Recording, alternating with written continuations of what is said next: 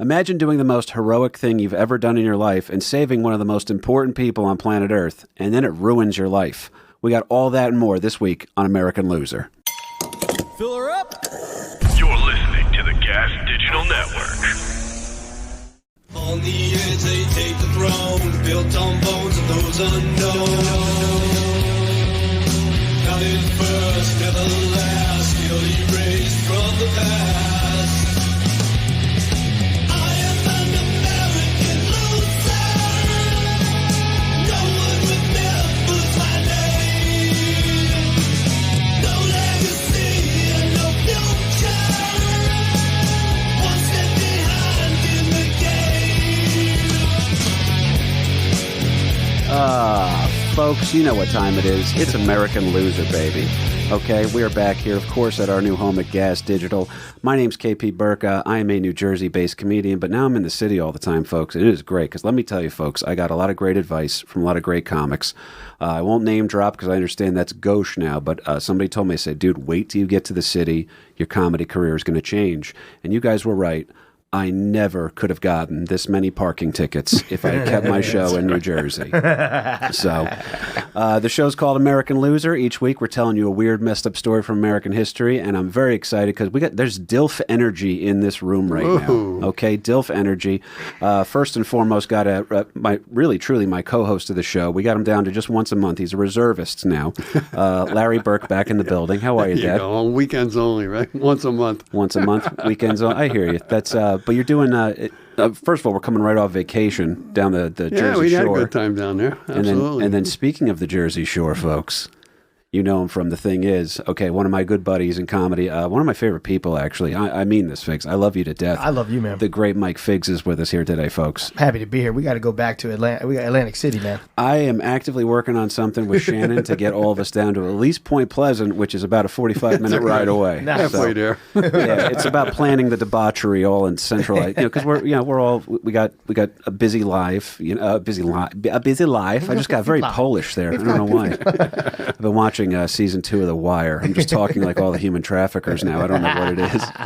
Speaking of DILF energy, producer emeritus Michael Harrington. How are you, buddy? I'm great. I don't know if you saw about the disaster in the port in Baltimore last night, but my first thought was, thank God Frank Zabaka didn't live to see this.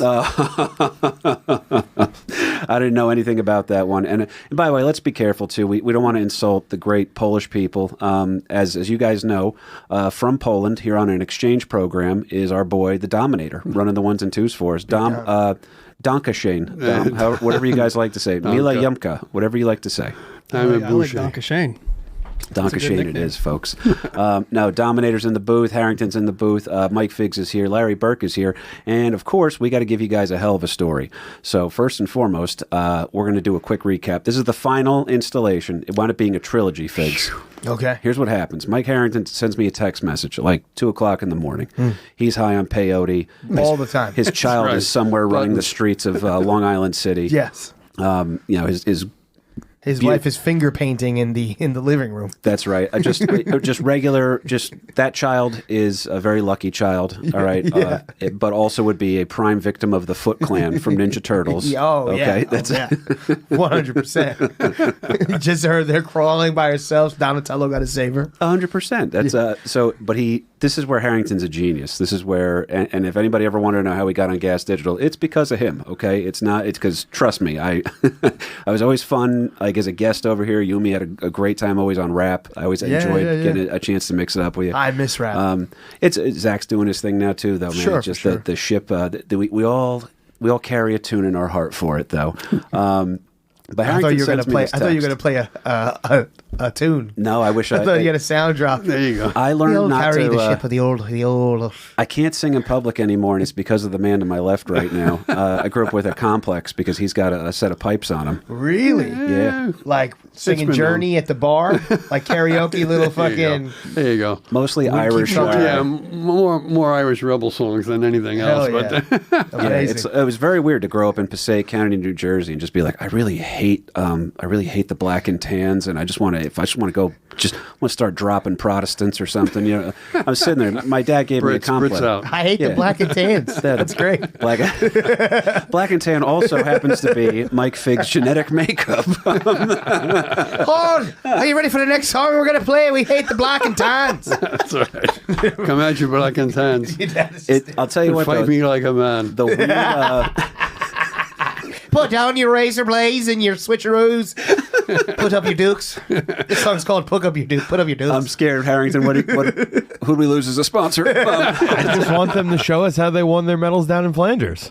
Also true. It's a weird thing. My dad gave me so the American history thing comes almost directly from him. We bonded over that. My mom supported it because I was allowed to watch R-rated movies if they were history. That's Nice. always how that's right. where this There you weird go. obsession came in. So it's like, you want to watch Predator? No, there's no reason for you to watch Predator, but you can watch Braveheart.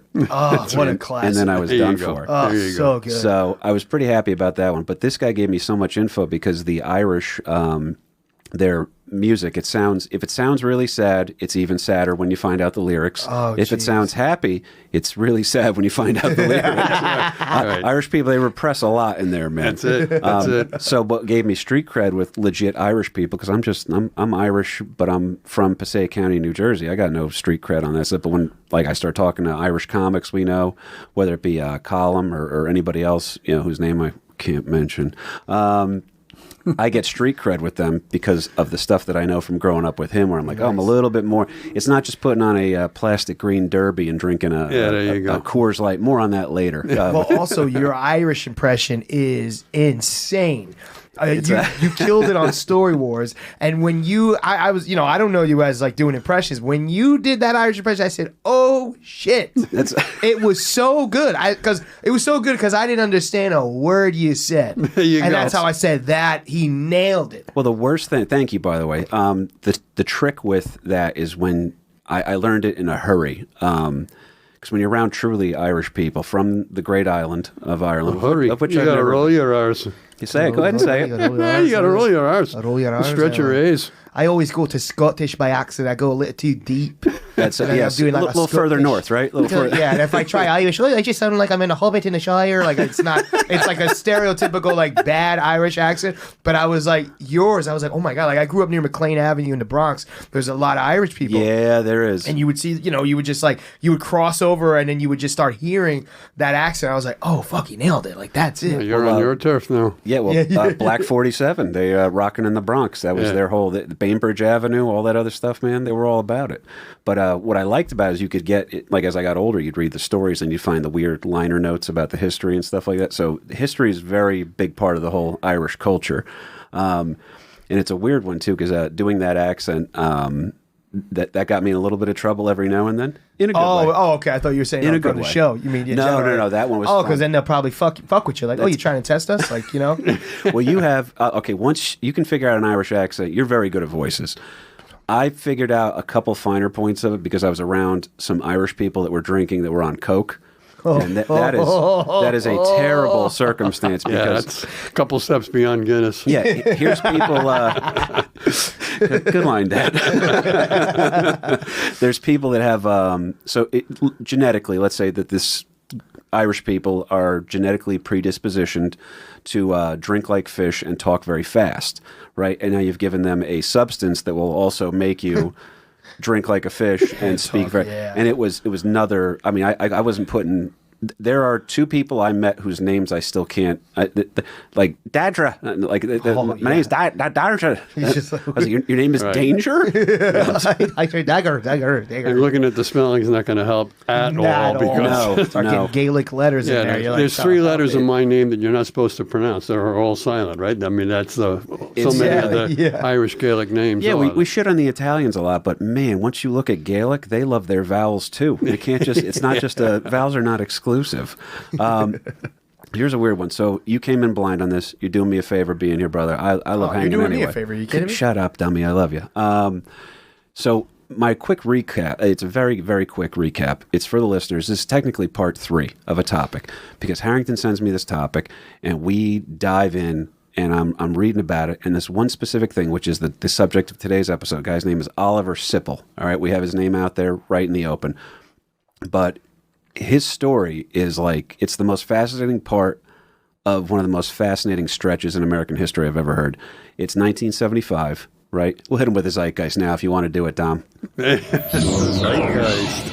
Yeah, little zeitgeist, little recap action for you. I love that sound effect, by the way. I like it too. Harrington goes, it must sound like German techno, and he nailed it. It's 1975, and Gerald Ford is president, right? And in the span of 17 days, there's going to be not one but 2 attempts on his life. Okay. The first one doesn't work because the person trying to get rid of him forgets that when you have you were messing around with a little pistol action before in studio, and I say messing around, but I also, it could be real and I just trust you. Right. No, it was somebody left it. It was airsoft. It's you gotta be careful. Well, Ali Sadiq was in here before. Yeah, so. I was gonna do a prank. I you know, just a fan of his. I was gonna do a prank and say like, oh Shannon, like once he gets comfortable, I'm gonna pull it out. If he starts talking about like prison or jails or whatever. Yes, let's prank the guy who survived a prison riot. And then I met him, and he looked at me like he gave me the energy like the Equalizer. You know what I mean? Like Denzel Washington Equalizer. I was like, oh, I'm not fucking with this guy. I like him all. very much, but it was a healthy intimidation. Yeah, I was like, nope. So he feels you out too on that one too. So military and guys who have done time, you know, in jail, there's always like a little bit of respect. Yeah. We're like, okay, we both had no control over our future. Yeah, I tried to give him a little Italian charm. I was like, I like that cologne you're wearing. It smells pretty good. He looked at me like this. It's Minister Farrakhan. That's why you like it. Yeah, he was like, this little gay boy, this better not be what I think it is. And then the music for the thing it starts playing is like, and then he was like adding numbers again. I was like, no, don't worry. Then I just stopped and then I just started. I completely code switched the whole episode. I was like, yeah, man. So tell me about the first time you had a fight, man. Like, what happened? Was it, you know, just completely changed. AOC in it. Yeah. So this one's crazy, man. This is 1975. The first girl that's going to try to get rid of President Ford. A girl assassin. So yeah, two, not one, but 2 female assassins. Let's be PC here. Correct. Female assassins. Lady assassins would be. This first girl goes to pull the trigger, and there's a clicking sound because she forgets that when you have a pistol, you got to chamber around. Oh, all right. She was the unequalizer. That's right. Poor girl. She wasn't ready for this at all. It was not a trained assassin. The wage gap was on full display on this one. But the clicking sound spooks Secret Service, who then tackle her. And turns out this girl, I don't know how she got this close to the president. I always think Secret Service is pretty badass, right? You said equalizer. That comes to my mind. Yeah. And then here's what winds up happening. This chick was not only, how did she get that close and how did she get, a pistol pointed at the president? She's been known for years to be literally the matriarch of the Manson family. What the hell's going on? I don't know. Was she beautiful? So she wasn't even, the prettiest one is Leslie Van Houten. That was one of the first episodes we did. Even Josie, the great Josie Marcelino, she actually said, she's like, I probably would. Yeah. If this girl was like, hey, we should kiss to see if guys buy us drinks, she'd be like, I'd probably do that. So that's one chick. Squeaky Fromm is her name. That's where we were talking about Squeaky before. There you go. So we're catching Figs up. We're catching the audience up. If it's your first episode here and you guys are understanding it, if you're a loser devotee, we appreciate you. We're going to get right into the story. Hang tough. We'll get there eventually. So it's an attempt on Ford's life, which whenever something gets skipped over in the history books, that's where me and his radar pings. Like, why aren't we talking about that? Yeah. So we got into that one. 17 days later, another attempt is made on his life in San Francisco. Yeah, and this is also within Gerald Ford's first year of president because Nixon resigned in January, right?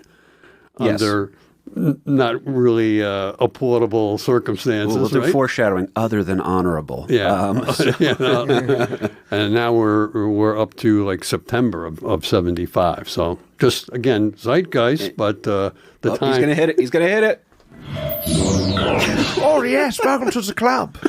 Sorry, German. No, I like it. I like it. We're up to September of '75, just so people understand what time frame we're in here. Football came right out of a strike around this time. We did a whole great job explaining the spirit of the times on that one, which is that's what that means. Was this 75. This isn't Leatherheads. I'm thinking, I'm not a dude. You got the wrong guy on the show. No, we got the right guy. When it comes to anything history. How could we? This is why it's crazy. These should all be Snapple facts. We're both '90s kids, right? This should be like, a Squeaky Fromm. Oh yeah, it's a peach tea. It gives me the name Squeaky Fromm. So her attempt fails. The next attempt is 17 days later. So not even 3 weeks have gone by, and there's another attempt on them, both in California. This chick's name is Sarah Jane Moore. And she only barely misses. She fires 2 shots at the president. The FBI she was an informant for them. So she was ratting, giving info around it. But she was part of all these different radical groups and stuff. She gets 1 shot off, misses him by 5 inches. The reason that's important is because her pistol that she was trained with, she was from West Virginia. And my guest last week, Ty Rainey, awesome dude. He just goes, oh, West Virginia, white girl, she knows how to shoot. And I was like, yeah, good read, Ty. That's right. So he was correct. She was off by 5 inches from hitting the president because she had to buy a new revolver that day because the day before her weapon got confiscated by the police department along with about, I think it was about 100-something rounds that she had on her. So she came packing. Yet she still was able to get close. She got very close. They confiscate the weapon, and then the next day she goes out and buys a new gun, but never bothers trying to sight it in or anything. So that's why she missed wide. Wide right. Laces out, Dan. Wide right, yeah. So that's essentially our brief recap on this one. But the key part of it is this. We're getting to Oliver Sipple, who's the heart of this story today. Sipple's the guy that Harrington texted me about. So boom, folks, we're all caught up now. There's 2 attempts on Gerald Ford's life. Gerald Ford slept on president, folks. He's actually pretty cool the more you read about him. Cooperated with intel agencies, all sorts of stuff. Let's be more transparent in the government here.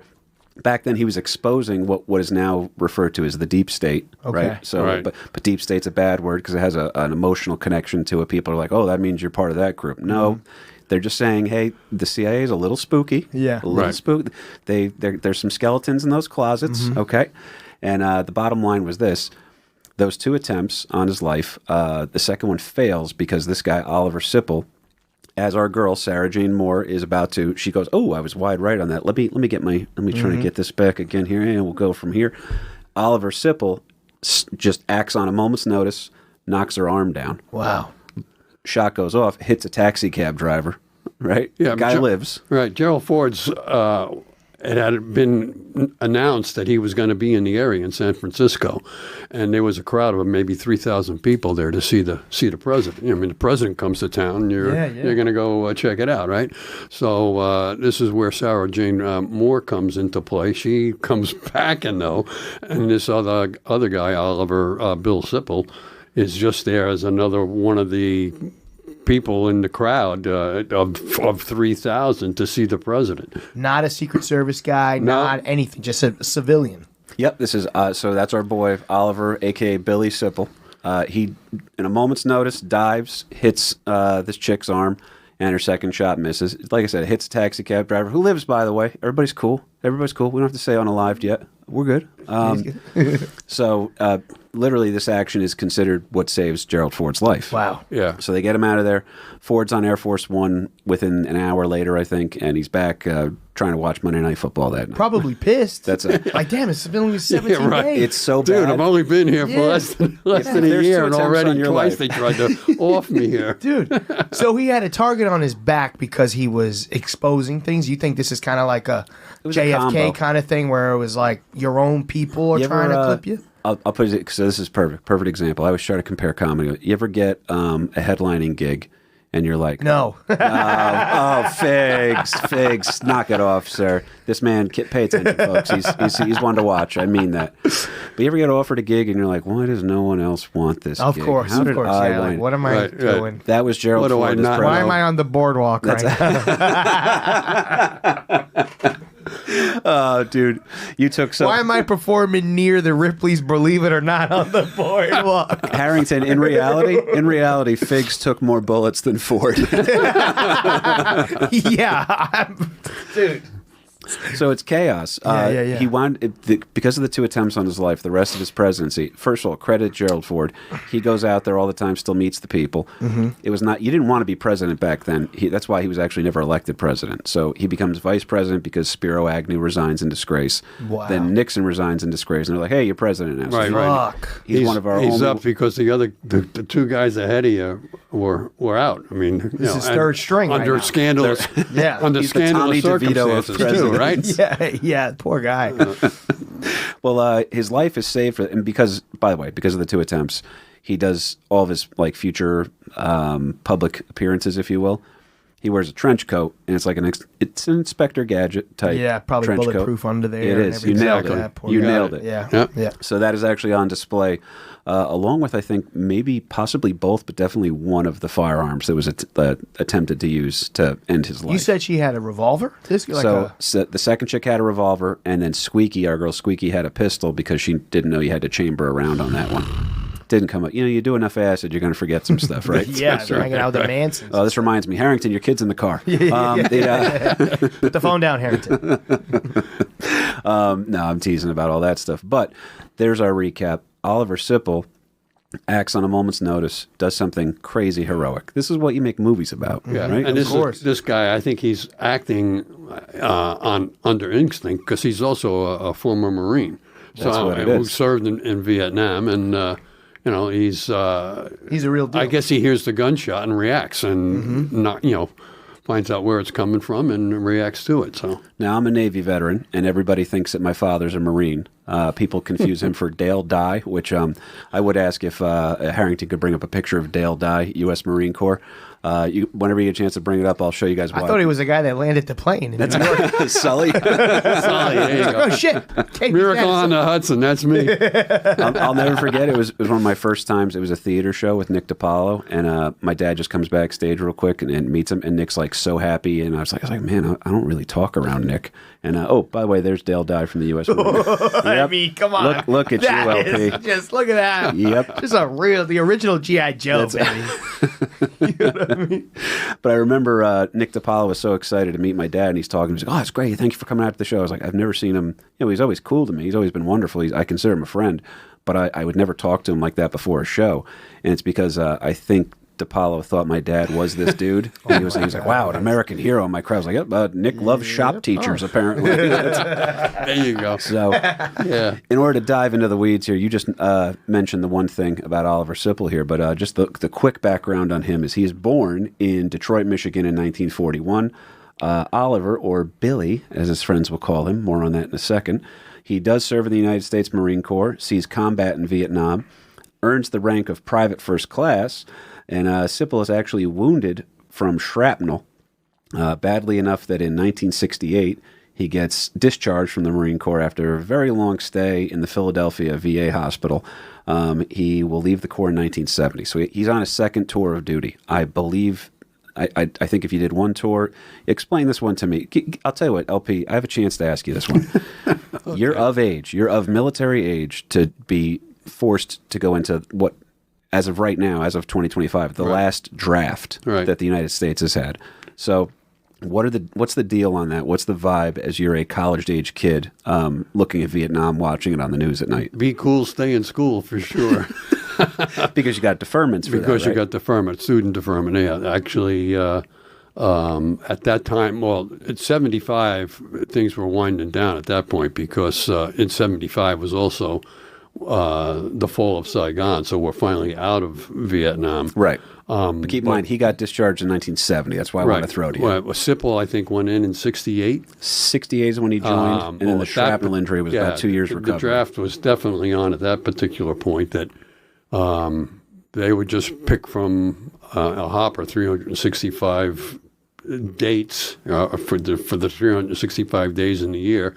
So if your birthday was, September 1st, and that was the first one picked, well, then you're number one on the draft list. That anybody who was eligible with a September 1st birthday, you're going to go in. Are you telling me that the same way that the U.S. government used the draft, okay, and figured out who's going to be fighting on the front lines of Vietnam and possibly dying in the jungle, is the same way Broadway Comedy Club figures out how to get an audition? I think so, Kev. Wow. Yeah. But then they would go down the list of who's not eligible because of medical situation or whatever. And at that particular time, there was different ways of being deferred, that if you were already enrolled in a college and going towards a teaching degree, or it wasn't just being in college, there was other factors that were right. This man's going to be in education. He'll be suffering for a long time. All right, we don't need to. Right. We don't need to. Right. Yeah, he's serving others for. Yeah, he might welcome Agent Orange towards the end of his career. That's right. He'll step in front of the round just to end his suffering. But yeah, I mean, so they would go through that, and depending on how many people they would need for that particular year, as you look through the history of the Vietnam War. How many people were drafted in X year, 365,000, 400,000. It would drop down as the war was winding down, supposedly. And, so, I mean, everybody was living in that fear. I mean, I had a lot of fraternity brothers that, you're not going to flunk out because, Guido Platowski 0.0 wasn't going to cut it, from Animal House. Uncle Terry got out because he had flat feet. My dad's older brother. Yeah. Wow. Yeah, he had flat feet. He would have got. My Uncle Paul, he said he went, and I guess he knew he wasn't going to get in because he had something with his knee or something. Yeah. So he actually did the kid next to him. The kid next to him was sweating. He goes, "Man, I can't do these tests, man." So my Uncle Paul, this is his story. He might have been a bullshitter. I don't know. I loved him to death. But he had great stories. Uncle Paul, he said he filled out the kid next to him's test, what we call the ASVAB now, which is like the SAT for going into the military. And he filled out the kid next to him's thing. And the kid did so well on the test that I think he got some sort of a job he was not qualified for. So Uncle Paulie actually disrupted the United States military. Right. I mean, to evade the draft, people were going to Canada to escape the draft. Hey, I spoke to somebody who did that, and they said that it doesn't matter, you can still be president. All right. Well, yeah. Yeah, but I mean, not the entire country was behind the Vietnam War. Let's put it that way. There was understandably divergent opinions on that, and if you were called up to report to your draft board, guys would do anything. One of the things was a urine test, so guys were taking little bits of sugar, putting it under their fingernails so that they could dip their fingers into the urine sample to sweeten their pee a little bit. So maybe it comes back as this guy's got diabetes or whatever. Whatever. This guy seems to be a homosexual. We're not going to let him in. His urine is very sweet. Sorry, kid. Right. You're off the hook. Right. See, Figs is actually he's onto something. He says here. he's not. He says he goes, "I'm coming in blind here, folks." But he keeps he's rapping with the hammer on that door right now. Knocking on the door. Sweet urine is hilarious. That's Diabetic. Okay. Yeah. There was glitter in your urine. Or trying to pass off somebody else's pee for yours, whatever you could conjure up to get out of the. Tell me I'm wrong on this, by the way. Tell me I'm wrong on this. If you guys want, this is my solution. Okay, I never have great solutions, but they would work. Okay. If you get World War III and they bring back the draft, that's how you get all drugs legalized, because everybody's going to sit there and be like, "Oh, I'll do this right before I go in." The United States will be like, "Sorry. Dude, hey, everything's legal now, man. Right. Come on, bro. Uncle Sam, we're here to party, dude." So it's a scary time for this one. And worth mentioning, too, is that Oliver Sipple, Billy Sipple, he likes to be called Billy. That's what he's going by here. He's going to get out of the military, but I wanted to make sure that there was a point in there where I believe his second enlistment, so he might have re-upped. That might have been, I couldn't confirm or deny on that one. But this is a guy that saw some shit, some real heavy-duty stuff in Vietnam. Wounded. Yep, wounded from shrapnel. Long recovery time in the VA hospital, and my VA hospital is wonderful, but I don't want to hang out there, especially not for a year and a half like this guy seemed to do. Now, when he gets out, it's He's going to get involved in a couple of causes and stuff like that. The 5 years between his discharge from the military and the heroic actions in San Francisco where he saves Gerald Ford's life, that's something we're going to talk about here, but it's not exactly something that Oliver Sipple would be writing home about.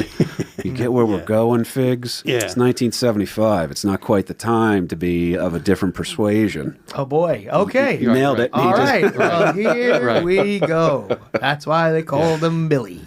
100%. Well, to be fair, if my name was Oliver, I'd be going by Billy, too, I think. Billy travels Billy's a little better bit. than Ollie. Yeah, you're right, Ollie. Without doubt. I didn't even put together the Ollie one in my head till you said it. It's a different time, 1975 over here. But Billy's going to travel a little bit. He'll spend some time here in our great city of New York. He's going to make a couple of friends. Two of them are going to become relatively famous. He's going to get involved in the local politics scene once he moves out to San Francisco. He's still trending on that topic, right? Okay, yeah. That's right. It's an interesting thing. He's got a nice little apartment in San Francisco's Mission District, which I found out. You know me, LP, we both researched different ways for the show. He told me the Mission District. I'm like, well, who's famous that's from there? What were they all about? Well, if we were living there, what would we be, doing on like a Tuesday instead of talking about history, with Mike Harrington? And if we were living out in the Mission District in San Francisco, they had a hell of an art scene in 1975. A huge punk scene. Dead Kennedys are from that area. Mm-hmm. You can go see them on a Wednesday for probably $2 for your ticket or something like that, or just drink enough PBR. They let you in for free, right? Also, hometown of sorts for the teenage years of a young man named Carlos Santana. Wow. So Santana's from that area. So definitely a lot going on over here. San Francisco has always been wild and free, and that community makes it very clear. They had major headway for the time here. If you guys ever want to know, this is a true story, by the way. San Francisco was always weird. It didn't get weird when the hippies showed up. It was just always kind of weird. Right. They had a homeless man that declared himself Emperor of America. Oh, wow. Emperor Norton. And There people ran with it. Loser callback, folks. The entire back catalog, you want to get that episode, go to, first of all, join Gas Digital, support the good people making the right fight over here. Use discount code LOSER, and it's not even a discount code, it's a promo code. What the hell am I doing discounting myself here? I bleed for you folks, all right? I bleed for you folks in the break room of my job once a week to write you an episode here. So do me a favor, get $1 off a month and join the network. Enjoy The Thing Is with Mike Figs, Legendary Legion of Skanks, and of course, our show here, American Loser. That being said, we got that out of the way. yeah. Commercial break.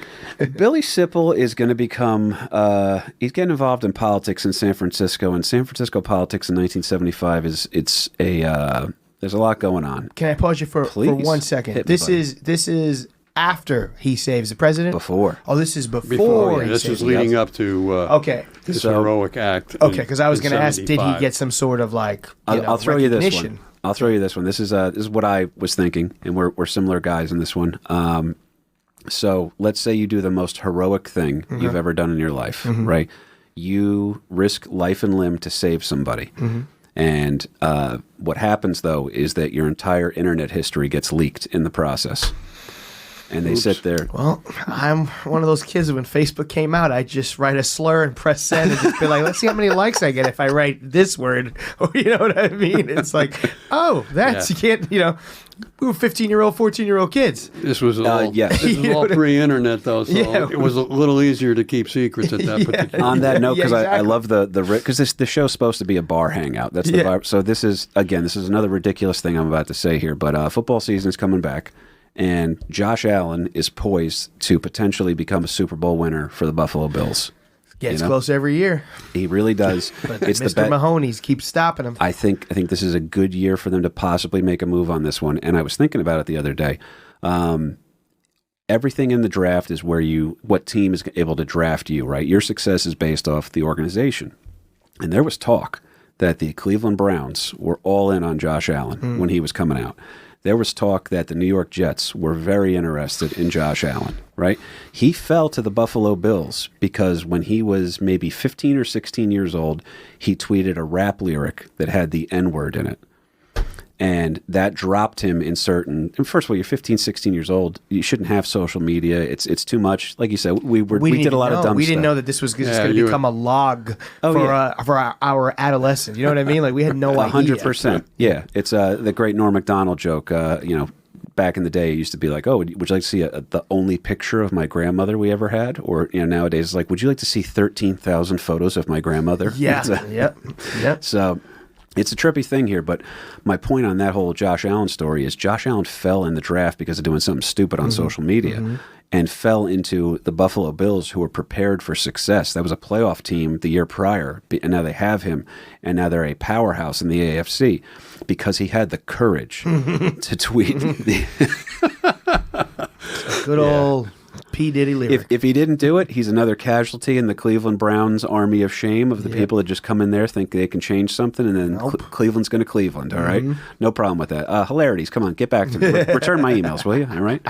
And if you were out there this past weekend, I hope you saw my good buddy Mike Cannon. He's one of the best. Meanwhile, back in San Francisco. Back in San Francisco, where they do not have a quarterback controversy. San Francisco is a weird place.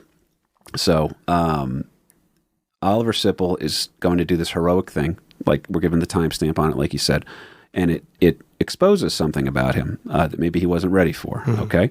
But there's a guy out there who Billy Sipple is friends with, who happens to be the face of what we would now call the LGBT community, right? Michael Obama. That's shout out Big Mike. So it's actually this guy named Harvey Milk. Oh boy! You know about Harvey Milk? Yeah, of course. Sean Penn played him in Sean the movie. Penn, yeah. 100%. I'll do a brief Harvey Milk thing here, and then I'm going to throw it to you. All right, LP? Right. So, in short, Harvey Milk is a gay rights icon. He's a Navy man, okay? Myself, a Navy man. I get enough jokes about that, but I guess part of the reason is because they Do you have a button that plays the village people in the Navy? No? In the Navy. Big J owned me pretty good on Story Wars. He goes, did you see combat or just develop a knowledge of show tunes? What were you doing while you were out there? So Harvey Milk, by the way, Navy man, badass guy too, serves his country honorably as a Navy diver in the Korean War. Submarine rescue. Yeah, submarine rescue and a Takes a set Navy of diver. balls. This is not a job for wimps, okay? Yeah. It's a None of it's a job. we're here to You know what weed. I mean? We're here to weed out the pussies. Good. I'm not interested in any of it. Harvey. No one ever thought that this is a crazy because no one thought he would be a gay guy because he was so. Once he got into politics, he was a little bit more flamboyant, a little bit more pageantry developed into that, right? But this is just a guy who, by the way, gets an other than honorable discharge from the military. They found out he was gay. And that back then the rules were simple. They said, hey, well, listen, thank you for your service. Thanks for risking your life. Thanks for using all the training we gave you to help, make our country safer. But that little habit of yours. So we're not kicking you out. We're going to let you resign. That's essentially what you're not fired. You're going to resign. Right. So it's not a dishonorable discharge. Not dishonorable. But it's certainly the. It's not honorable. So right Nice away, it's a little red asterisk. Yeah. So right away they know something wasn't right. Uh-huh. What's the military 100%. term for it, KP? Literally, it's other than honorable discharge. Other than honorable. So you can get there's honorable discharge, which I got, right? Then there's a general discharge when it's like something medical, right? And then other than honorable just means, hey, that's Other circumstances that we're not going to go into. That's like let's look into this a little bit. And then a dishonorable discharge is apparently you can't even get hired at McDonald's. That's they won't touch you if Stealing or something real bad had to go down. Drugs or whatever or Right. something. Yeah. Certainly nothing on, especially in a modern sense, that Harvey Milk would be forced where he should suffer the indignity of this. This guy, you serve your country, you're doing your job, Of man. course. That's the bottom line on that one for me. Now he gets this other honorable discharge, and no one really figured that this brilliant man's man, who was also very funny, highly intelligent, happened to be gay. So around this time frame, gay bars are a thing, although they do receive constant harassment from the cops and what we'll just call homophobes, right? Keep in mind, by the way, just for the times, oral sex still considered a felony around this time. Yep. Oh. Yep. Thank God. Let's cut to our Kratom ad. That's And guys, stick around. Sponsored by Yo Kratom. Everybody just. well, it's do that. First of all, perfect plug. But it's weird because it's a felony around this time, and a guy named Lou Reed is breaking all sorts of boundaries with a song called Take a Walk on the Wild Side. Yeah. Which, just like Irish music, it sounds like it's a happy song, and then you check out the lyrics, and you're like, hang on, what is this song You about? really listen to the words. Yeah. Yeah, and then you're, I don't know when the Kinks put out Lola, but that's certainly, I remember I'm a man, and so's Lola. That was always the track where I was like, oh, is this, okay, maybe it's She's just cool. Maybe it's just a wig. I don't know. Yeah. But Harvey Milk finds himself to be a natural politician and a natural organizer, and he realizes that there's a lot of power if the community acts as one. That's the same thing. Every marginalized community has the same thing. If we all get together and get on the same page, now that it's the definition of what a union is supposed to be in America, right? So this one stopped me dead in my tracks here when I found this one because I thought it was hysterical. If you can get everybody to work towards a common goal, there's power in that, right? And hey, folks, this is the part that I hope Blind Mike's going to clip out for me. I really do. I think it's a great little clip. So there was a boycotting of a beer over a LGBTQ issue once before in history, folks. But it was actually Coors products that were getting boycotted, and they were getting boycotted by gays. 100% true story here. Harvey Milk figures out that if he can get all the gay bars in town to kind of work together with each other, there's some currency in that. And what was going on at the time is the Teamsters Union. Teamsters, big badass guys you and me would get cast to play in like ID Discovery Channel type stuff, right? But here's what happened. The Teamsters are saying Coors distributors are not signing a Teamsters contract. So you're messing with blue-collar guys here. You're messing with Jimmy Hoffa. You're messing with all this stuff. And so what they said is, well, we're going to put the stink up on, we're going to turn the heat up on them a little bit, and Coors is going to break because Harvey Milk is meeting with the Teamsters. So this out gay politician is meeting with the Teamsters unions and saying, guys, here's what we'll do. None of the gay bars in San Francisco will allow Coors deliveries. We will boycott the Coors product, right? Not Bud Light. People thinking the Dylan Mulvaney thing. Nope, this is Coors Light being boycotted by the community, right? And the reason they're doing this is twofold. Number one, they want to force the Teamsters contract to get signed by Coors Distributing. And then Harvey Milk goes, well, if I can get involved with the labor stuff, there's a lot of power in that, number one. Sure. And then number two is what he asks for from the Teamsters in exchange is he goes, you guys have to hire more gay drivers. So he's playing, they're all hooking it up for each other. You help us. You scratch my back, I'll suck your... And there's a clip. But that immediately, when I thought of the Bud Light thing, when I'm hearing boycott or whatever, this is actually the complete opposite side of that, where it's the blue-collar guys are teaming up with the gays to boycott one of the beer businesses. So Bud Light, Coors? Why Coors? They wouldn't sign the Teamsters contract. Oh, because okay, yeah. Sorry, So they were holding Teamsters for trucking the Coors beer to various places. So they met in the middle there. They both had similar. Yes. Okay. So that was common Milk's font. Yeah, perfect answer. And Harvey Milk was also a neighborhood organizer, if you will. His little section of San Francisco, the Castro district of San Francisco, not only did he help control, or not really control, but was kind of bound together all the gay bars in the area, but also some of the little mom and pop bodegas there, I guess. Hilariously owned by Chinese immigrants and Arab immigrants. So the Chinese immigrants, the Arab immigrants, the Teamsters Union, and the gays all got together and flipped the bird to Coors Light. Wow. And it worked. Yeah. It worked. And it worked. They caved and signed the contract within maybe weeks, I think. Yeah, and then agreed to hire more gay drivers. Absolutely. Within the Teamsters. Which is hilarious, because when I worked in the beer business for a while and that Bud Light thing was going on, there were guys saying, can we not put Bud Light on the side of the truck anymore? Can I get a truck that says, like, one of the other products? Because things are getting thrown at our trucks right now. You just see a lot of shock top. You know what I mean? You're like, oh, fuck, this shit shock sucks. top. Yeah, more like shock bottom. But it's interesting because he realizes this, and Milk is going to become known as the mayor of Castro Street after this boycott works, because boom, instant success. He will own a camera store on Castro Street, and because he's representing the labor community and the gay community combined, he's now becoming a very serious player in the local political scene. So he's going to have to undergo some changes. He wants to become a politician. So it doesn't matter. We'll never get a true outsider because people cave a little bit, right? They cave a little bit. In this case, Harvey Milk says out loud, he goes, well, I want to get serious about politics, and this is San Francisco, but I want to be seen on a national level for this. So he cuts his long hair, stops using marijuana, and then also publicly vows to never go to another gay bathhouse ever again. He goes, the bathhouses, I'm done with that. It's over. I'm serious now, you guys. Why are you covered in glitter, Mr. Milk? Well, you can see I have a trip to the barber, and well, we're going to handle all that. Yeah. So now he would get... Bathhouses. And again, It was insane. the times too. Yeah, I mean the whole gay rights and all of this type of thing. It was not only just the gays that were looking for equality. It was women's rights, gay rights, Native American rights. Certainly, AIM, the American Indian Movement. African American, right? I mean, it was all. It was the times. I mean, they're rioting in Northern Ireland, and everybody's screaming for their fair share type of a thing. So, and here in Manhattan, I mean, the Stonewall riots was in '69. So we're not too many years beyond the Stonewall riots here in Could you Manhattan. find a better year for the gay rights uprising?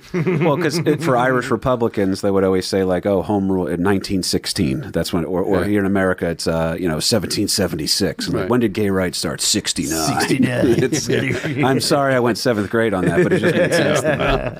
So. The laugh is what it is, Kev. Get them where you can. Absolutely. Well, we go for it on the cheap laughs. And like I said, everybody knows I was the best man at a lesbian wedding, so I have some. I'm in the A on the alphabet people thing. Nice. I'm in the A on that. So, Okay. now this is crazy. We're talking about a lot of different things over here, but Milk does become the first openly gay city supervisor in American history. And LP, I'm going to set you up for success here. We were going to give Harvey Milk his own episode, but I think we can neatly kind of explain. You want me to tell the rest of Oliver's story, and then we'll jump into Harvey? Well, I mean, the Oliver or Bill Sipple, he saves the president's life, and Milk realizes, hey, I know this guy because we used to At the bathhouse. Yeah, You're not wrong. Recognize you. he's got glitter too. Uh-oh, Harrington, what do you got, buddy? Finish what you're saying, because I'm very. This one is near and dear to my heart, so I have just a couple things when. Oh, I absolutely. don't want to step All right, on. so I'll tell you what we'll do. do then. We'll go right into Billy Sipple being friends with Harvey Milk, and then I'll throw right back to you. All right. So Billy Sipple is a friend of Harvey Milk's. He even helps with his campaigns when this guy's running for public office here, and he's also a regular at gay rights rallies and parades. He's I'm not kidding, he's an Eskimo brother with Harvey Milk. Okay, they shared. It's worth noting, by the way. So this isn't derogatory in any sense, but they both had a shared lover at different times, right? Guy's name, by the way, is Joe Campbell. Harrington, are you ready for this drop? I don't think you are, buddy. I don't know if you figured this one out. Joe Campbell was an actor that both Harvey Milk had dated and lived with before Billy Sipple and Joe Campbell began their relationship. Joe Campbell, famous for a couple movies he did, but immortalized in Lou Reed's Take a Walk on the Wild Side. When they talk about the Sugar Plum Fairy, that is Joe Campbell. So every time you hear that song, you're like, I wonder what they're actually talking about. They're talking about this gay guy named Joe Campbell. That's 100% a true story.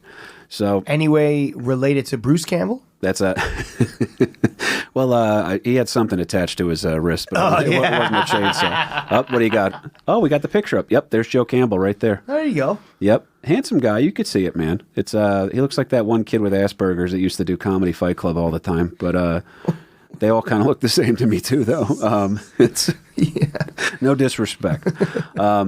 Now, so when Oliver Billy Sipple is going to be, this guy doing this heroic act here where he saves Gerald Ford's life, he's different than Harvey Milk. Harvey Milk is out of the closet. He's all about loving the life, uses his big personality to bring about change, and he wants to actively challenge the perception of gay Americans in the 1970s. Right. So now he gets a story that's too good to pass up. He goes, see this? We have one of the guys at my rallies, a gay Marine, a man's man, okay? We're not all just these weird, creatures, caricatures, the demeaning stuff.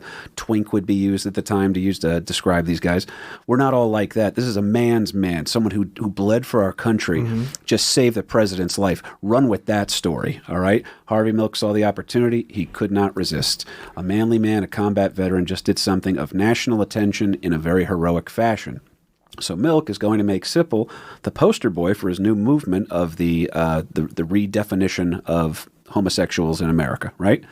In fact, Milk is quoted as saying, "This is too good of an opportunity. For once we can show that gays do heroic things, not just all that," and this is his quotes, not mine, "not just all that caca about molesting children and hanging out in bathrooms." Exact Harvey Milk quote. You got a problem with me? Take it up with Sean Penn. He won an Oscar for that, I think. Only problem is this one, Mike Figs. Sipple's not out of the closet. Yeah. Yeah. So he just blew his cover. He just literally. He's in San Francisco and he's going to gay rights parades and that type of a thing, but he wasn't out of the closet with the rest of his family. Ah, fuck. Yeah. So when they're interviewing him, he's saying to all the people involved, he just goes, I'm a Marine. You can leave it at that. He doesn't really want to talk to the press. He goes, I don't think what I did was heroic. I just did the right thing in the moment. I blah, blah, blah, whatever Secret Service was there. I'd love to just move on with my life, folks. Just trying to get out of Dodge over here. Right. And he's trying to stay away from all the press coverage that's surrounding him. I might screw this guy's name up. Herb Caen, Caen. I thought it was Khan, but that's Herb all right. Caen. You're probably right here. Yeah, he's a writer for the San Francisco Chronicle. A celebrity writer, Yeah, too. and very well known, very well liked. Oftentimes would sneak in little jokes within his There's dark Herb. humor. There you go. I'm very familiar with the gay community type of thing, We covered the hippies back in the day. He's covered everything that's going on. He's a cool kind of on-the-street reporter type dude. So he's also got, you were talking about the sneaking in the little dirty jokes. Yeah. He called them his naughties, I think, is what he called them when he would sneak in a joke. This is true. I've heard this joke forever. I believe this is the first time it's ever used. He would sneak into dirty jokes and even created a few semi-fake news stories that amused the people of the city by the bay for decades. I believe he was known as Mr. San Francisco, was one of his nicknames. So he's like a local celebrity. But his best joke that he snuck into the paper was about a story he wrote where a young mother was asking him when she was shopping for Barbie dolls. She goes, does Barbie come with Ken? And he answers, well, she actually comes with G.I. Joe. She fakes it with Ken. The first time I ever heard that joke. It's great. Great joke. Yeah, I've heard that joke a million times. First time I ever found the author is what I should say. Yeah. So, we can thank Herb for that one. well, he's getting he's a man on the streets, right? He's getting info from people. He's known for pulling. People are comfortable talking to him because I'll talk to the celebrity writer that I know as opposed to just somebody shoving a microphone in your face. So he gets 2 phone calls that are giving him this juicy editorial detail that the story that's being covered, it's not just a Marine that saved Gerald Ford's life. It's actually, he happens to be a gay fella. He gets 2 phone calls about this. Number 1 is from a guy named Ray Broshears. Sometimes I think I'm being pranked, Figs. Sometimes when I read stuff. Ray Broshears was a gay Pentecostal preacher. That's a thing. I don't know if you knew. No. Apparently from a group called the Lavender Panthers. All right. Well, I'm going to head out of here, guys. You got that? Do you have a heart out, by the way, buddy? No, I don't. I'm making sure. Just like The Lavender Panthers. So you've heard of the Black Panthers, right? Right. Wakanda These are the forever. Lavender This is the Lavender Panthers, who, by the way, are an armed group that helps protect the rights and safety of gays in the Bay Area. Broshears is also the person who organized the first ever gay pride parade in 1972. Of course, it was in San Francisco. And oddly enough, Ray Broshears, also a Navy guy. All right? I'm starting to understand all the jokes. The second phone call comes from yet another gay veteran, me. No, just kidding. It's Harvey Milk, of course, folks, who will make sure that he points out that he goes, oh yeah, Oliver Sipple, he's at all my rallies, he's involved in my campaigns, he's a gay guy. But no one reached out to Oliver to say, hey, just by the way, we're gonna write this piece about you. Or I'm gonna he go on. Wanted nothing to do with it. Yeah, he wanted to stay buried deep in the closet. He went like Mickey Rourke after a fight didn't go his way, just disappear with a couple of Budweisers and throw a steak on your black eye kind of a thing.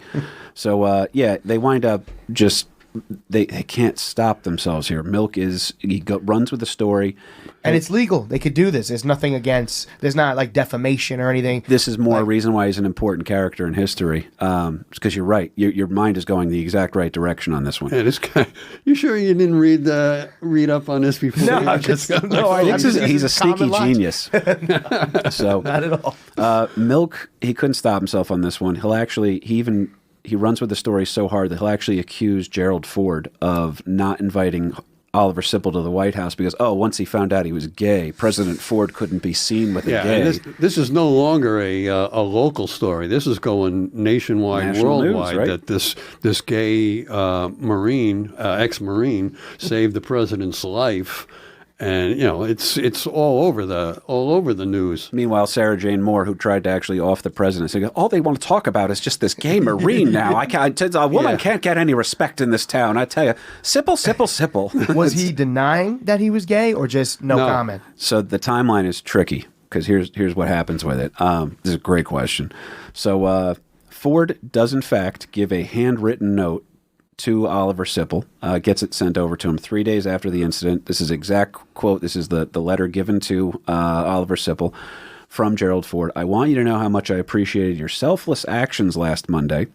The events were a shock to us all, but you acted quickly and without fear for your own safety. By doing so, you helped to avert danger to me and to others in the crowd. You have my heartfelt appreciation. That letter arrives 3 days after the incident. But 2 days after the incident, a.k.a. the day before, this letter shows up. Herb Cain, or Kahn, whatever you want to call him, is trying to finish this story for the San Francisco Chronicle, but he has not heard back from Oliver Sipple yet. Oliver wants nothing to do with this story. He went dark. He did the smart thing. Get off social media for a couple days. Let the heat die down. Right? Now, he will... Because he's not getting back to him, Herb publishes the article informing the public that Sipple is not only a gay man, but a good friend of Harvey Milk's. He also speculates, much like Milk had opined, that Sipple's sexuality was the reason for a letter just instead of an official White House invite. This all sounds good, right? Harvey Milk has his hero for the moment. Herb Cain gets his chance to shine a light on a hero. Also smear a little shit on Gerald Ford's reputation if you can. Should be harmless since Ford's life is saved, and he was indeed saved by a gay Marine veteran in the Bay Area. It's a great story here. But Sipple's consent was never gained for this story. Right? And he never actually wanted to be outed here because he was about that cause, but he didn't want word to get where, Dad? Back home. Back home. It was Detroit? Yep. So back home in Michigan. Oh, Michigan. Yeah, not quite as progressive of an area, as you will, as San Francisco. Yeah, it wasn't Greenwich Village or the Castro district of San Francisco. No, where you could just kind of do your thing and there's a homeless emperor and everybody's having a good time, right? But Sipple had asked actually specifically that his sexual orientation be kept out of the papers, but the story was too good for the media to pass up. By not asking Sipple's consent, or at least not ascertaining it, they outed Sipple to his family back in Michigan. There's a great Rich Voss joke that's similar to this one here, but it's, imagine finding out your son just saved the president's life, but then also finding out that he's gay. It seems less intense now, but in 1975, that's a pretty radical phone call. Yeah. So I want to let you guys know that I saved Gerald Ford's life. Well, that's great. What's the other thing? So, you know those friends of Dorothy? Yeah. But it's insane. His mother will now refuse to speak to him. You saved the president's life. Your mother refuses to speak to you. She disparages his lifestyle. They also disown him. And in the one story told by Sipple's own brother is that his father walked into his room one night and says, hey, forget you ever had a brother. Oh, my God. You saved the president's life, and your family's disowning you. Mike Harrington. Crazy.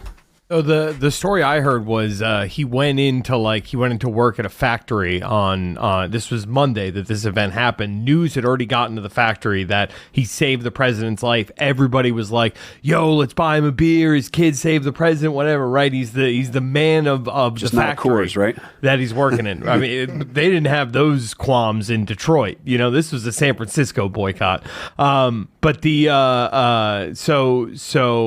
this happens Monday at the bar. He's the hero of his job. This story comes out. The next day he comes in. No one at the factory will look at his dad. This is his father. His father. His father's getting rounds bought from left and right, and then the next day they're like, "Oh, stigma." Yeah. Pretty awful. Pretty awful to have that one happen here. Now, this is the craziest part. The whole story's insane. I haven't found anything that wasn't crazy about the story yet. Congrats on saving the president's life. Here's a note thanking you for your heroism and a permanent removal of invites to family functions. Wow. Enjoy Thanksgiving with Harvey Milk and your Lavender Panthers, buddy. Yeah, he's disowned. Well, Sipple had been outed by the papers and Milk against his will. He receives tons of unwanted press coverage. All he gets in return for his heroism is a total invasion of privacy. Boom, you said lawsuit before, right? Mm-hmm. Smart man, right? He goes for it. He sues the San Francisco Chronicle for $15 million. Holy shit. And it's a long legal battle. That's $15 million back then. It's like That's right. That's not, it's a down payment on a house. But it takes until 1984, long after Gerald Ford has left the Oval Office. Thanks, by the way, he leaves because of Oliver Sipple, right? That's why he's able to leave office safely. Mr. Sipple will see his lawsuit fall flat on its face after an appeal court determines that he himself had become news and that therefore his sexual orientation was now newsworthy. Congrats, LGBT icon. Sorry we ruined your life. That was a definite backstep. Well, there's split stories on if Sipple's family. One story I heard was that they did mend fences a little bit. I think the one joke I heard, Harrington maybe backed me up on this one, but I believe what they told him is his mother eventually did start talking to him again. She goes, "Well, we still love you. You can still come visit. Just don't bring too many of your friends with you." That kind of a thing, right? So now Sipple's also dealing with a ton of stuff over here. Another story. The other story was that his mother never spoke to him again, and upon his mother's death, his father forbid him to come to the funeral. Yeah, we don't need any negative attention. That's just sick. It's brutal. So this because is your you child. saved You the love president's your child, life. and you're able to just switch it on like completely off because of something like that. That is crazy because you know, like a mother's love is unconditional. You know what I mean? You at least that's what we hope. That's what we think. And then just for this one thing to happen, you're like, "Mama, mommy, I'm adopted." That's just crazy. That's so sad. I mean, I don't want to jump ahead. But there's nothing you can jump ahead to. Did I promise Milk you. ever apologize? Did he have any compassion, knowing that he ruined this man's life? Well, it's a tricky one too because it's a slow decline. You know what I mean? If something happened abruptly, then people tend to be like, "Oh, well, let's take a look at this." But this is how sad it gets. I'm going to wrap up Oliver, and then I'm going to throw to my dad for Harvey's comeuppance, if you will. Harvey Milk, make no mistake, very important person in American history. Oliver Sipple, that's the American loser this week. That's what we do on this show. Spotlight firmly on second place. You saved the president's life. You've ruined your own in the process. That being said, he's also dealing with schizophrenia, routinely finds himself at VA hospitals for his declining mental and physical health. All these problems urged on much more heavily by his alcoholism. Sipple will express regret, actively says out loud, he goes, "I kind of regret saving the president's life, not because it wasn't the right thing to do, but because it brought a lot of unwanted attention to me." Yeah, it's like he took the bullet in a way. You know what I mean? Literally did. Yeah. So you do something, the most heroic thing you've ever done in your life, and it ruins your life by proxy. So now he gets alienated from his family over here. There's all this intense media scrutiny on him for a while. Sipple, by the way, the year is now 1989. I am 2 years old, less than 2. But Sipple is found dead in San Francisco with a bottle of Jack Daniels in his hand, and the TV was still on. And he only lives to the age of 47, right? So that's not an old man by any stretch of the imagination here. His friend that finds him, they realize something's gone wrong over here. He's dead, keeled over, bottle of Jack Daniels, TV still on. The coroners conclude that he had been dead for at least 10 days before his friend found him. He was a little ripe. I'm going to say he was a little ripe. So. That's sad, dude. Are all the stories sad? Are these all history bummers? It's is every loser. Working American loser. Welcome to white bummers, everybody. Somebody, this guy just, nope, sorry. Bad ending for you. Other names of the show was Dirtbag NPR and PBS with F-bombs was the other one I always liked. So not exactly a heroic ending for the man that in an instant acted very heroically. When he does die, President Ford will send flowers and letters of sympathy to Sipple's family. And Ford later dispelled the notion proposed by Harvey Milk that a White House invitation was denied to him for being gay. He goes, I didn't even find out he was gay until after I'd written the letter. Like that, he was kind of pissed off about all that when he called it was political theater on behalf of Harvey Milk. Oliver Sipple, by the way, is buried. And get ready for a loserception, folks. Loserception is where other topics I talk about all kind of have this weird cross-connection moment. Right. Oliver Sipple is buried in Golden Gate National Cemetery alongside another heroic American, and a loserception here, Congressman Leo Ryan, who is known as the hero of Jonestown. So he was a congressman. We covered him on another episode. Went to Jonestown to try to free the people that were being held against their will there, and gets killed by the People's Temple on the tarmac there. It's one of the most horrific stories I've ever heard in my life. But Leo Ryan was a hero. Oliver Sipple was a hero. Now, that sets you up for success, Lawrence Patrick. Well, and we are wrapping up, folks, I promise. So where do you want me to take it with what Harvey Milk's outcome? Well, Figs asked a good question. Yeah. Does Milk ever, what happens to him? Does he sit there and be like, hey, I probably ruined this guy's life? Yeah, well, Milk... Let's scale it back a little. Milk, he's already a national figure at the time of Ford's assassination attempt. But by outing this Marine, his stature only grows bigger and bigger, and there's things happening throughout the country. Down in Miami, there's 75,000 people marching for gay rights, and he is now like on the forefront of all of this. We're jumping a little bit, but in 1975, there's a new mayor in San Francisco, and he brings Milk in as one of the city commissioners. So Milk is now the first openly gay city commissioner in the country. So I mean, he's continuing to make headlines. The only difficulty there. Oh, and then we had a little cross connection there with the whole Jim Jones People Temple with the Jonestown massacre. If it bleeds, it leads is the way that the media works, right? And it's a 24-hour news cycle. You're starting to see it now in this time frame. And so go ahead and take it from there, sir. So, I mean, Milk is now one of the openly gay city commissioners of San Francisco. Jim Jones, who also is a San Francisco hometown boy, makes some headlines with what he did with, don't drink the Kool-Aid. I don't like them putting chemicals in the water. Yeah. But the difficulty was that there was a guy who was also on the San Francisco Board of Supervisors, a guy by the name of Dan White, who was a former policeman, former fireman. He's the real deal within San Francisco politics as well. He, because of all these gays coming into San Francisco politics, asks to resign. Asks the new mayor, this George Moscone, to resign. And then a couple of days later, he asks to come back in again. All right, so Moscone is the mayor. Milk is one of the commissioners. White was a commissioner, asked to resign, asked Moscone to come back again a couple of days later. And there's some that say that Milk and a few of the others said, don't let this guy come back. He's, basically he's an asshole. So, I've worked with this guy on some things. Other things he were a complete opposite. Don't let him come back. Shortly thereafter, White comes into San Francisco City Hall, bypasses the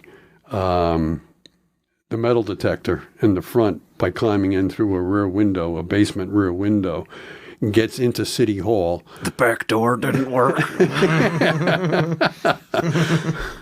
Oh, Kev. Sorry, I call him Kev instead of KP, his stage name, but that's the name he was given. But anyhow, this guy White now climbs the stairs with his revolver and puts, I think, 5 into the mayor, shoots the mayor, kills the mayor, reloads, and is now walking towards what was his former office in City Hall, and discovers Milk is in the office and pumps, I think, 5 more shots into him. The last 2 putting the revolver right next to his, two headshots. So Milk is assassinated by another one of the former commissioners, if you will.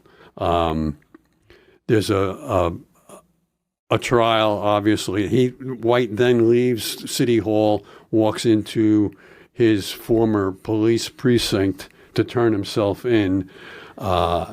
He's processed and everything else, goes to trial.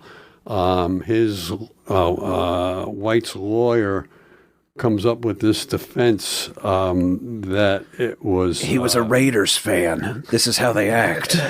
That's Raiders. They don't do well. Wait. I'm sorry. I'm a 49ers fan. Right, 100%. I thought you said he tried to kill himself, White. No, White did not try to... Well... What did you say? You said something about the 2 shots? So no, he makes White the last 2 shots. The last 2 shots that he put into Milk were headshots. Oh, I see. With the pistol, with the barrel right next to his head. I mean, he wasn't fooling around at that particular point. It was. Are you going to tell me now that there was no warning? A warning shot to the head was not. Yeah. Are you going to tell me now that his defense lawyer got him out of this somehow? Well, now Dan White's defense lawyers come up with this diminished. He was within diminished capacity because he was despondent. He was depressed, and he was eating a lot of junk food. He went off his fucking Wonder Bread. The fucking Wonder Bread made him want to shoot everybody. Better than Wonder Bread. And when the media hears that they're trying to get this guy off because he was eating junk food, the term now comes up that that's the Twinkie defense. That's the Twinkie defense. Jesus. The Twinkie defense for killing LGBT icon right. Harvey Milk. Right. We were eating cookies and we said, go get milk. And he just went bonkers. Too many Twinkies to kill the Twinkie. Right? Yeah. Oh, my God. Twinkie defense. So he gets off. He gets into like mental, emotionally. He goes into like a psych ward or something? What would have been involuntary or manslaughter, it's diminished capacity voluntary manslaughter. So he knew he killed him, but he didn't really know what he was doing, kind of a thing. It was kind of like a quasi insanity defense, if you will. That's because he ate too much junk food. I'm going to start using that every day. Carly, this is why we can't let kids have donuts for Babe, breakfast. I banged 4 whores in Atlanta because I had too many Twinkies. Too many fucking ringdings. Those freaking M&Ms will get you every time. Yeah. But, his charges are not dropped, but his sentence is greatly diminished, I think, to 5 years, which he had already served a couple of years. If it sounds crazy, by the way, that he got off that easy on it, remember that the 2 women that attempted to end Gerald Ford's life both got paroled. One of them, I believe, that they're both still alive, and I'm pretty sure Shannon's bringing one of them in on the thing is next week. What? She's a conjurer now? She's a medium? Yeah, why not? Why not? That's a great guest for you guys. This just says so much about the judicial system. You know what I mean? Like, it's just crazy. Yeah. So, I mean, guys get away with this shit. Again, now the guy that killed Milk, who assassinated Milk and Mayor Moscone, was White. That was his last name, Dan White. Once the what's the term?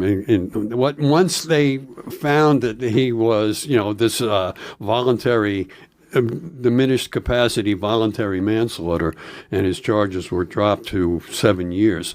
There was a major riot in San Francisco. How could there not be? How could there not be? That they're saying that it started in Milk's home district, if you will, in the Castro district of San Francisco, where his camera store was. And it started out very, quietly, not quietly, but a peaceful demonstration.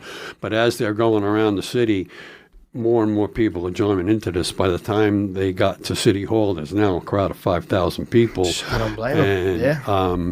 The cops come in, and the cops, the local San Francisco cops and the gay community did not have a loving relationship before this. And now at this particular point, this crowd is just going crazy, and they're getting more and more worked up as they're approaching City Hall. And now there's a major riot going on where they're burning police cars. They tried to put City Hall on fire. The cops come in, and now the cops are coming in, putting tape over their badges so you can't read the numbers on their badges, and they're tuning up the crowd with billy clubs. That's wild. And eventually they sent in more cops with tear gas to disperse the crowd.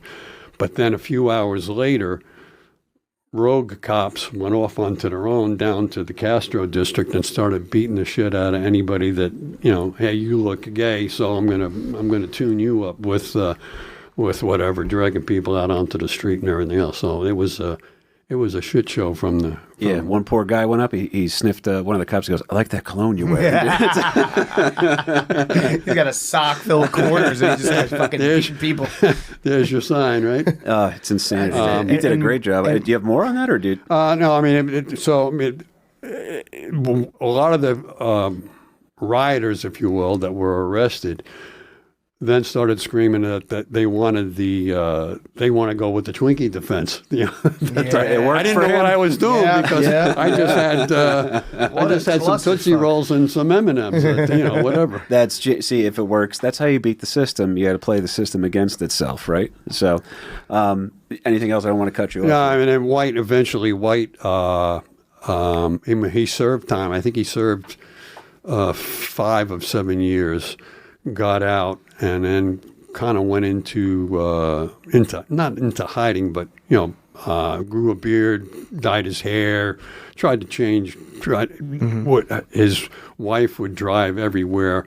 He would always drive into the garage, close the doors before he got out of the car, because I guess he was just in fear of his own life. But eventually, you started some shit. That's like the Gay Departed. I feel like I'm watching. You know what I mean? There's so many twists and turns in there. This is wild. Good pull. The end. He got his just due though, because in the end, White took his own life. So, really, of course. Eventually, on his way. Yeah. LP, number one, you're always money on this show because, and I threw this to you, this was a Hail Mary on this one. Figs, you're one of my boys, dude. I love you. Oh, thank you. Where can people find you? I'm very proud of you right now. Oh, yeah, dude. Hit me with any questions, but get your plugs out of the way first. I'm so proud of you. The thing is, Dang with me, Shannon, Mike Harrington, check it out. At Comic Mike Figs, everywhere. I'm in Austin and Chicago. September is Philly and Chicago. Come on by. I'm on the road with Vinny. What else? Fig Talk on X. So go on my Twitter and check it out. It's a stupid show. Can you start making sandwich videos again, please? I made 2, and the first one did well, and I think the algorithm was like, all right, this is stupid. Stop doing this. I loved that. What are you doing? I got 2 new fans that were like, where are the sandwiches? What are all these cock jokes? Do you deliver? Yeah, no. Don't wait. Next time, we got to have you both on the thing and we'll just have a nice fucking sandwich, and we'll just fucking Shannon wants to makes a nice sandwich. We got it all. Start getting but the problem is Shannon will be like, oh, any fight stories, Larry? He goes, all right, so one time we covered the numbers on our badges and we went down to Castro. There's this thing called the Billy Club, and we used to fight the gays with them back in Townsend Square. That's all my plugs. I could ask you a question now. I don't know. Please ask the question, man, because I have one final thought we'll wrap up on eventually. So all of this happens, right? And then fast forward to the modern world. Do they name a street after Sipple? Do they, on the record books, give him an honorable discharge? Like with all the new rights that happen. So he's buried with honors at that Golden Gate Cemetery, which is great. Okay. Harvey Milk back in the news recently because they had a ship they were going to name the Harvey Milk. And because Harvey Milk had a Navy ship. Yeah, it was going to be it was a boyfriend of his was underage at the time. Ah, jeez. So There he was you back go. in the news because people are saying, well, we don't want to have that because Yeah, of the of grooming course, thing and all of that other course. stuff. So they were actually going to change. I can't remember what they changed the name of the ship to. I can look that up and I can have that for next week. But Milk came back into the news, obviously, and then Milk is given lionize is the term when you want to make somebody heroic. Yeah. In immortality, if you will, played by Sean Penn in the movie Milk. Yeah, right? okay. So he got his due and proper there. Gerald Ford does not get his due and proper. He's still mocked endlessly, skipped over as a boring president. But this 17-day stretch that we took 3 separate episodes to cover shows you, I mean, he was a pretty remarkable guy. Yeah. Left office with dignity, too. Carter comes in, and then obviously... And Ford just kind of didn't touch it. Like, he's like, I wrote him a letter, like, that was all I can do. Because how much power did Ford have? Right. Was he Republican or a Democrat? So he was a moderate Republican for the times. But anytime we talk politics on the show, we always remind everybody that it changes all the time. Every 30 years, whatever they were all about is what they're all Kinda against. So... Are there any conspiracy theories about White that somebody kind of was like, listen, you got to kill this fucking guy. You got to kill both these people because San Francisco is turning into a fucking, the Lavender Panthers or whatever. You know what I mean? Like, right. Do you are there conspiracies about why White went in there and killed these people? What happened those 3 days when he just decided to leave? One of the things that drove the rioters, too, was that it was reported that the Policemen's Benevolent Association or whatever raised like $100,000 for White's defense. And then they come up with this Twinkie defense to get him, reduce charges. It's such a Jim Gaffigan joke, but you just picture that, like, the lawyer's sitting there, he's eating a Twinkie, goes, Yeah, Twinkies. I have an idea. It just might work. Yeah. And then Milk himself, he receives the Presidential Medal of Freedom. Medal of Freedom, which is... He's one of the ones that deserved it. We covered it I'm on going to the go show. milk myself tonight after this Zinnis kick. Got milk? We are going to get you out of here, sir. Oh, I think my you and me God. are going back to White Man. I think that might be the move here. And Dom, thank you for sitting a little extra time here with us, too. Harrington had to leave. He had to go finish something that MK Ultra started. I don't know what he was talking about there, folks. My final thought for this one here. You guys already know the deal. It's at KP Burke Sucks is the Instagram. Got a couple good reels coming up on stuff like that. We do condensed versions of these stories in 90 seconds or less for people who don't really love history. Again, thank you to Mike Figs for coming in. Thank you to my dad, Dom and Harrington. Great people over here at Gas Digital. September 11th, it's a Thursday, folks. I'm headlining the Dojo of Comedy over in Morris Plains. I just added dates in Boston, and we're trying to lock down something for getting me back down to Side Splitters in Tampa. So do me a favor. Come out, see me on the road. It means a lot to all of us. Come support Mike Figs, too, as well. This is what we love when we get a chance to actually meet the people who listen to the show. That's a huge part of it for me. My final parting thought on this. Oh, wait a minute. I got an upcoming gig. You do? Anybody's got opportunity, come on down, bring your hammer holster, and we'll put up some siding around the garage door. That's where you'll find me next. Oh, yes. And I won't say what town he lives in, folks, because some people will show up. Runaway Slav will be there, Dad. Oh, yeah. Slav's there. He goes, I just want to make sure we didn't hire any Mexicans for this job. But, also, I think you have a bay window coming up soon you're going to be working on as well. That might be a two-man lift. Dom, this is the last thing I promise you, buddy. Folks, this is my one thing. If I was reading about the gay rights movement, I was reading about, and I was comparing and contrasting the marginalized communities. These are communities that the system has failed, whether it be intentional or not. These people have been failed on certain things. And so I hear people talking about the excesses of Gay Pride Month and all this other stuff like that. In order to be able to put together even the parade, these people did have to risk life and limb. The same way, whenever people start complaining about too many things going on with whether it be Black history, an overkill on something like that, these are all things. These are all tried and true in blood, sweat, and tears that these people had to win. So my one thing, this is my one criticism of both movements. You guys have the wrong months. Okay. If I can please just reach out to the gay community and the Black community and that concentric weird circle of brothers on the down low in the middle that operate in both, okay? They're called homo thugs. Here's what I'm asking, folks. I'm asking that Black History Month and Gay Pride Month swap months. That's all I'm asking for, okay? Because if you're going, first of all, I want to see... if you have Black friends, you understand being invited to the barbecue. It's a big deal, right? I was in the Navy. I was not allowed to cook at any of my Navy buddies. Anytime we had a department cookout. Yeah. Burke is not allowed to grill. He's allowed to shop for stuff. He's pretty good at finding good deals on napkins and paper plates, and he's good like that. And he's funny, but you stay away from the grill, Burke. Okay. And if you have barbecue, And if you have loud music and you have a good time, a good conversation, maybe a pickup game of basketball breaks out, it's a lot easier in a friendly environment like that with good food and good times to learn about some of the really dark shit from the past that happened that we can try to remember and then avoid in future endeavors. And so that's my thing. I think black people should get June as Black History Month, right? I want that. I think it's an outdoor kind of event. Make it fun, okay? And then at the same time, February sucks ass. Okay, the Super Bowl, it's over. It's a dark time for sports fans. And if any month ever needed to be covered in glitter, make Gay Pride Month February, and let's see what that community can do with making things. Now, I understand there's going to be a conflict of outfits here, folks, but I think I'm making sense. Let's get a meeting going here, and let's try to see if we can next year swap it. I want Black History Month in June, and I want some burnt ends. That's all I'm looking for, folks. I want some I want some ribs. I want every possible delicious thing you can make on a barbecue, okay? And good conversations about how to bring America together. And then this February, as soon as the Eagles are done winning the Super Bowl again and killing me inside, I want I want someone dressed up as Ivanka Trump in just full drag, walking around smoking a cigarette. It's like, what are you going to do about it? All right? That's what I'm looking for here, folks. One more time, thank you to my guests. Thank you to the Dominator. Guys, it's over. We're going to go on to a new topic now, but that was the 17 craziest days of 1975 and Oliver Sipple, American Loser. On the edge they take the throne, built on bones of those unknown. Counted first, never last, still erased from the past.